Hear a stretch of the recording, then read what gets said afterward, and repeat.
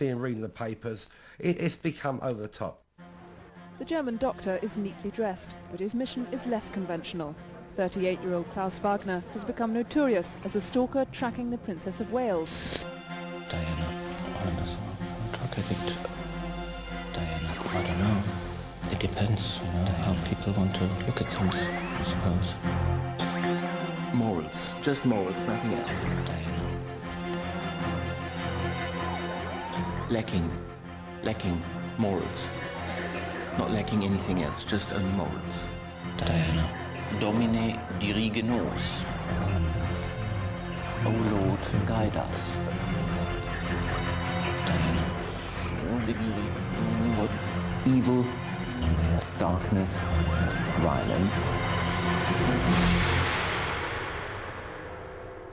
Though most stalkers are largely concerned with gaining a relationship or pursuing a relationship they mistakenly believe exists, there's a small group of stalkers who the victim is part of some delusional system which has got nothing to do with intimacy and nothing to do with sex. They play some role in this person's mad worldview, and they pursue them in the hope of fulfilling this deluded pursuit.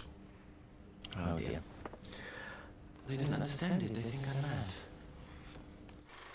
In Germany, I mainly worked as a GP. Then I went to England and I worked as a doctor here. In a normal way, as a doctor, I wrote prescriptions, and some of these drugs or medicines which I got were for my own use. Some I gave to friends. Eventually they got a pharmacist to tell lies about me, and that then brought me into prison. Probably the most important thing in the way in which the stalker chooses their victim is the moment in their lives when they meet or suddenly become aware in a very intense way of this individual. So it's a point in their life where their loneliness and their sense of emptiness has reached a peak, and they need a solution, and there's the solution. While I was in prison, I had a lot of time, and I was bored, but I had free access to the Bible and tabloid newspapers. And I discovered that the way Diana was being treated by the tabloid newspapers, all the lies and slander, and also the ruthless invasion into her privacy, was human rights abuse. And I decided in prison that I would stop this abuse against Diana. I've got reason enough to believe that the Queen, the Princess Diana, are predicted in the Bible. And in Revelation chapter 6 and chapter 19, the so-called rider on the white horse is predicted, and he's the one who will overthrow the beast, which seems to be the Queen.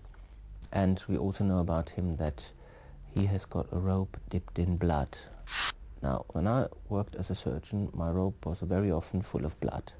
So as far as I'm concerned, this could be me, but whether or not it is actually me will have to be seen in the future. When Klaus was in prison, he told me that he fell in love with another woman. He did tell me afterwards that he was talking about Diana. I think it's a type of revenge against the Queen, because all he used to mention was E2R everywhere in the prison. And the other prisoners didn't like him at all, because he kept shouting that the Queen is the beast.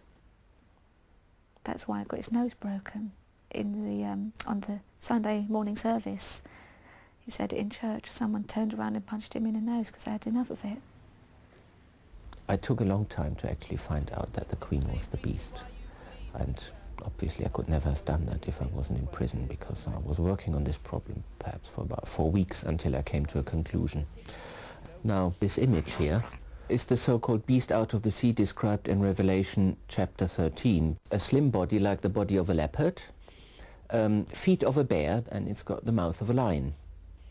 Now, the beast out of the earth can be recognized by the fact that it has 2 horns like a lamb. And the shape of the English crown, the upper parts, looks like 2 horns bent inwards. Another feature is that the beast is supposed to speak like a dragon. And we know that the dragon is the symbol of the City of London. That matches nicely.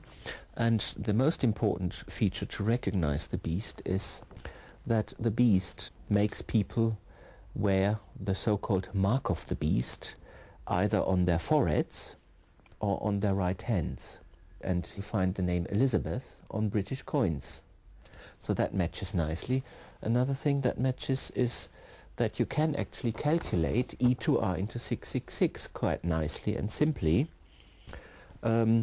because 666 is 37 times 18, and we've got E, letter number 5, we've got the 2, and we've got R, letter number 18. And if we compare 37 times 18 with 5, 2 and 18, we've got one match here already, 18 and 18, and we can also simply calculate 5 and 2 into 37 by calculating that 5 minus 2 is 3 and 5 plus 2 is 7.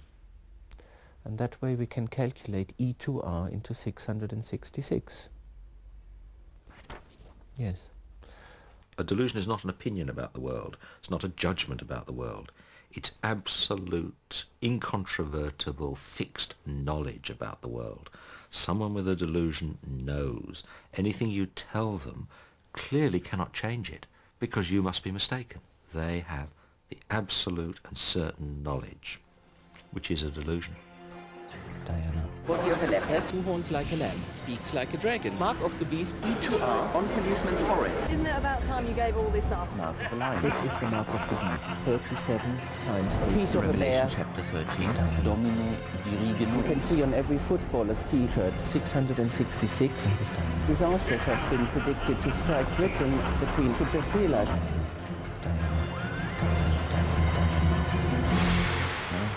Yeah, I have to, explain the significance of the dragon again.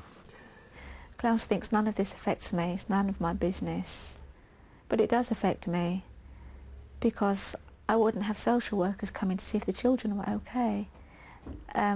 They've threatened to take my children into care if I remain with Klaus because of his behaviour. Most stalkers are lonely, isolated people, but a few of them do have families. And for the family, of course, it's a catastrophe. This whole individual's life is taken up in a pursuit everyone else in the family recognises is futile and destructive. He doesn't talk about anything else. Or he never used to. He'd be up all night, the whole night,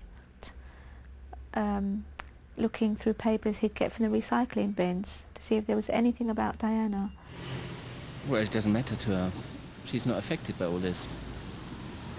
The only thing how she is affected is if she gives me support, she can make me strong. If she gives me grief, she can weaken me. I think I'm quite patient because I hear it every day, morning, noon and night, every week, every month. It goes on, there's no end. I hear the same things over and over again. And it comes a time when you think, if I hear it one more time. But then I just take a deep breath and I try not to say anything. We would obviously like to be able to predict which group of these disordered fans are likely to go on to be a real threat, because a famous person may get hundreds and thousands of letters and dozens of approaches. Which of these are to be taken seriously as a future threat? Here, control is the important thing. This is a person who is highly intelligent, but he needs to be in control. Then he can be reasonably happy. If he loses that control, then the problems will occur for him and possibly for others. Letters like the Y and the G are made in more than one movement, and that tends to show unhappiness and imbalance somewhere in the personality. This person may well act quite normally for a long while apart from writing letters, but suddenly something may crack within the individual, some circumstance may affect him, which will then induce him to cause problems to other people. Yes, according to the revelation, the beast will end up in a fiery lake of burning sulfur. Sulfur is a component of gunpowder, another explosive that could mean that the Queen will die from the violence of